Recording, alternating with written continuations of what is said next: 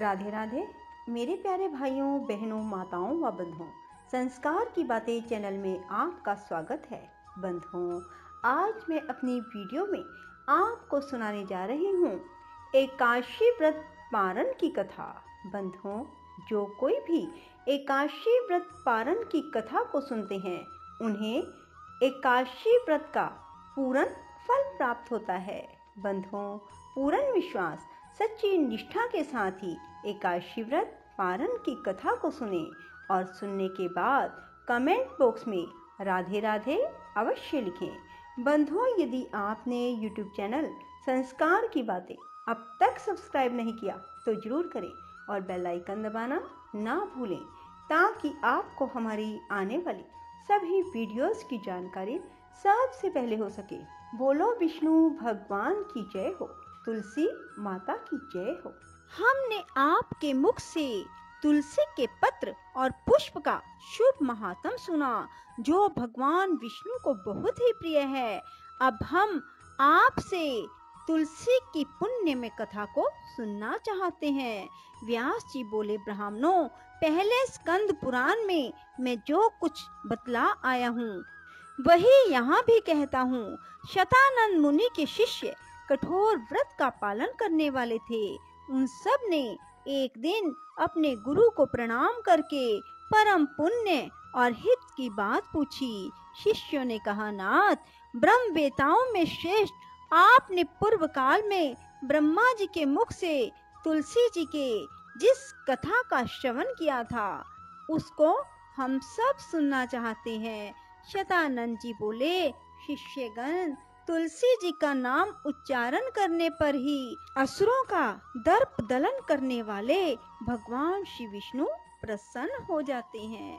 मनुष्य के पाप नष्ट हो जाते हैं, उन्हें अक्षय पुण्य की प्राप्ति होती है, जिसके दर्शन मात्र से करोड़ों गोदान का फल प्राप्त होता है। उस तुलसी का पूजन और वंदन लोग क्यों ना करें। कलयुग में संसार में वे मनुष्य धन्य हैं जिनके घर में शाल ग्राम शिला का पूजन संपन्न करने के लिए प्रतिदिन तुलसी का वृक्ष भूतल पर लहलहाता रहता है। जो कलयुग में भगवान श्री केशव की पूजा के लिए पृथ्वी पर तुलसी का वृक्ष लगाते हैं, उन पर यदि यमराज अपने किंकरों सहित रुष्ट हो जाए तो भी वे उनका क्या कर सकते हैं। तुलसी, तुम अमृत से उत्पन्न हुई हो और केशव को सदा ही प्रिय हो। कल्याणी, मैं भगवान की पूजा के लिए तुम्हारे पत्तों को चुनता हूँ। तुम मेरे लिए वरदायिनी बनो। तुम्हारे श्री अंगों से उत्पन्न होने वाले पत्रों और मंजरियों द्वारा मैं सदा ही जिस प्रकार श्री हरि का पूजन कर सकूं वैसा उपाय करो। पवित्रंगी तुलसी, तुम कलिमल का नाश करने वाली हो। इस भाव के मंत्रों से जो तुलसी दलों को चुनकर उनसे भगवान वासुदेव का पूजन करता है उसकी पूजा का करोड़ों गुना फल प्राप्त होता है। देवेश्वरी, बड़े बड़े देवता भी तुम्हारे प्रभाव का गायन करते हैं। मुनि, सिद्ध, गंधर्व, पाताल निवासी, साक्षात नागराज, शेष, संपूर्ण देवता भी तुम्हारे प्रभाव को नहीं जानते। केवल भगवान विष्णु ही तुम्हारी महिमा को पूर्ण रूप से जानते हैं। जिस समय क्षीर समुद्र के मंथन का उद्योग प्रारंभ हुआ था उस समय श्री विष्णु के आनंद अंश से तुम्हारा प्रादुर्भाव हुआ था। पूर्व काल में श्री हरि ने तुम्हें अपने मस्तक पर धारण किया। देवी, उस समय श्री विष्णु के शरीर का संपर्क पाकर तुम परम पवित्र हो गई।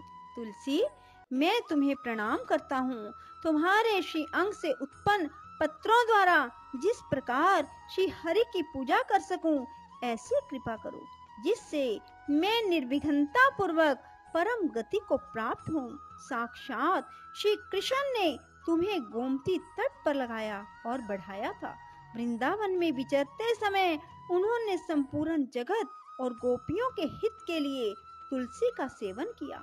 जगत प्रिया तुलसी, पूर्व काल में वशिष्ठ जी के कथन अनुसार श्री रामचंद्र जी ने राक्षसों का वध करने के उद्देश्य से सरयू के तट पर तुम्हें लगाया था। तुलसी देवी, मैं तुम्हें प्रणाम करता हूँ। श्री रामचंद्र जी से वियोग हो जाने पर अशोक वाटिका में रहते हुए जनक किशोरी सीता ने तुम्हारा ही ध्यान किया था, जिससे उन्हें पुनः अपने प्रियतम का समागम प्राप्त हुआ। पूर्व काल में हिमालय पर्वत पर भगवान शंकर की प्राप्ति के लिए पार्वती देवी ने तुम्हें लगाया और अपनी अभीष्ट सिद्धि के लिए तुम्हारा सेवन किया। तुलसी देवी, मैं तुम्हें नमस्कार करता हूँ। संपूर्ण देवंगनाओं और किन्नरों ने भी दुःस्वप्न का नाश करने के लिए नंदन वन में तुम्हारा सेवन किया था। देवी, तुम्हें मेरा नमस्कार है। धर्म अरण्य गया में साक्षात पितरों ने तुलसी का सेवन किया। दंडक अरण्य में भगवान श्री रामचंद्र जी ने अपने हित साधन की इच्छा से परम पवित्र तुलसी का वृक्ष लगाया। लक्ष्मण और सीता ने भी बड़ी भक्ति के साथ परम पवित्र तुलसी का वृक्ष लगाया। लक्ष्मण और सीता ने भी बड़ी भक्ति के साथ उसे पोसा।